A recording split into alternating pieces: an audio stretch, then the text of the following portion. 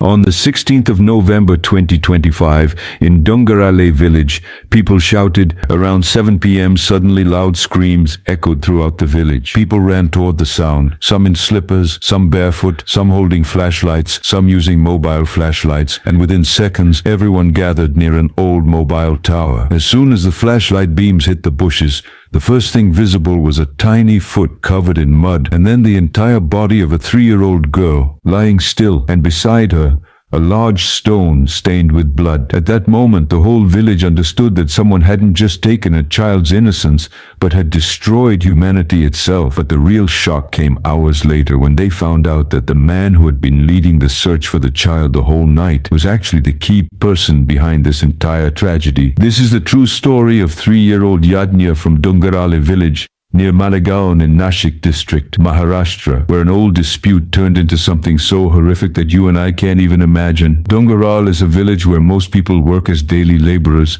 Yadnya lived here with her parents, younger sister, and grandparents. There was poverty, yes, but even in that poverty, there was love, laughter, and warmth. Yadnya's father was a photographer. His work usually required him to be outside the village, so he would leave early in the morning and return late at night. During that time, the child's care was mostly handled by her mother and grandparents. Yadnya had her own little world. Every afternoon after lunch, she would stand at the doorstep and call out to her friends. They would gather together, play for hours, and return home before sunset. The 16th of November 2025 was a Sunday. The weather was slightly cool, but the village routine was the same as always. Yadnya also ate her food as usual.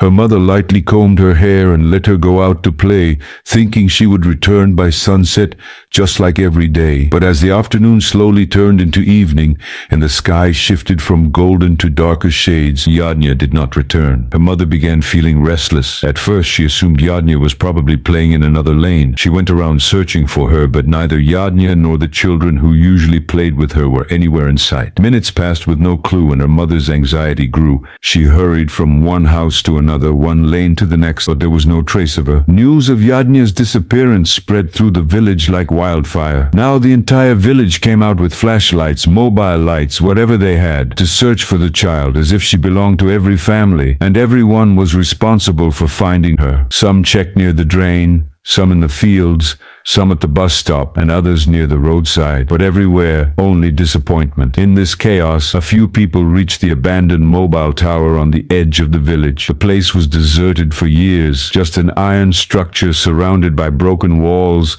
thick bushes, mud, and piles of garbage. But that night, when the villagers directed their flashlights toward the bushes, the first thing they saw was a tiny leg. As they moved closer, they found the small child lying there, covered in mud and blood. Beside her was a heavy stone, also stained with blood. Everyone stood frozen. For a moment it felt like time had stopped. Then suddenly someone screamed, "This is Yad!" The area instantly filled with cries and wails. The entire village was shattered. Anger, grief, and disbelief filled the air. Police were called immediately. The ambulance arrived and the child's body was taken for examination. The doctor's report stated clearly that the child had been assaulted and that the cause of death was a severe injury to her head. Now the biggest question for the police was, who did this? The investigation began quickly. Police first questioned the children who usually played with Yad because they were the last ones to see her alive. One by one, the children revealed something that sent chills down everyone's spine. They said that in the afternoon, a 24-year-old man from the village named Vijay Karner came to Yadnya, offered her candy, and took her with him. Hearing this name, the police became alert. Vijay wasn't an outsider. He lived in the same village and walked past Yad's house every day. And the most shocking part, he was the same person who was leading the search for her all night. It was that same boy, Vijay Karna. When the police reached Vijay's house, there was nothing but silence. He had already run away. The police tracked his location and caught him the very same night. In the beginning, Vijay told the easiest lie.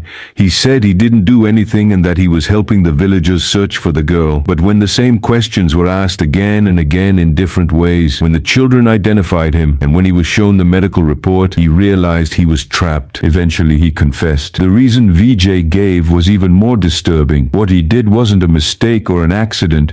It was something he planned. It turned out that almost a month earlier, he had gotten into an argument with Yadnya's father. Yadnya's father insulted him and spoke harshly to him, which deeply wounded his ego. For a month he carried that anger inside him. He was simply waiting for a chance to take revenge. And then came that day. Around 3 p.m. he intentionally walked toward the lane where Yadnya and the other kids usually played. He approached the children, made small talk, and then bent down near Yadnya, telling her, "Come with me, I'll give you a chocolate." How would a 3-year-old know that the chocolate was just a trick, that Vijay was taking her away from her world and into a place from where she would never return alive? Vijay took her to his house. He locked the door and then crossed every limit of humanity, doing things so horrific that even imagining them makes one's blood boil. The little child cried and screamed, but he kept going, crossing every line of cruelty. What that child went through that day is something you and I cannot even imagine. And Vijay didn't stop there. When he realized that if the child stayed alive,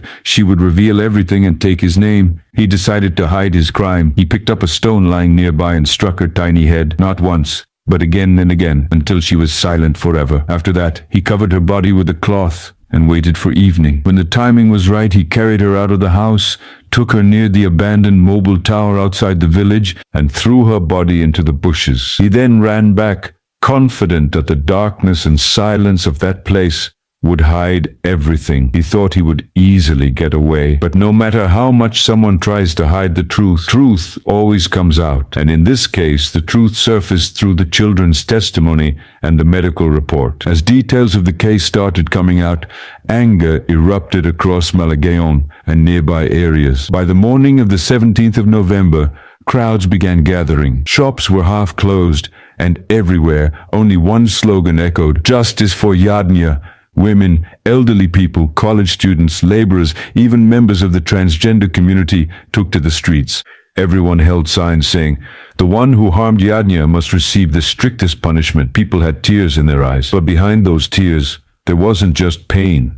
There was anger. Anger against a cruelty that ripped humanity apart in broad daylight. And now comes the question for all of us. Has society's thinking become so twisted, so degraded, that even a little child cannot be safe anymore? What must that child have suffered? How much pain must she have endured? Just thinking about it breaks the heart. Yadnya will never return. Her mother's lap is now empty forever. Her toys will remain lying untouched in a corner. But it is our responsibility to decide. Will we hear this story and simply move on? Or will we truly think about how important it is to have fast investigations, strict punishment, and public awareness in such cases? What do you think should be the punishment for people who commit such acts? Life imprisonment or the harshest penalty possible? Write your thoughts in the comments and share this video with those you care about. Who knows? Maybe your share could save the life of an innocent child. Justice for Yadnya.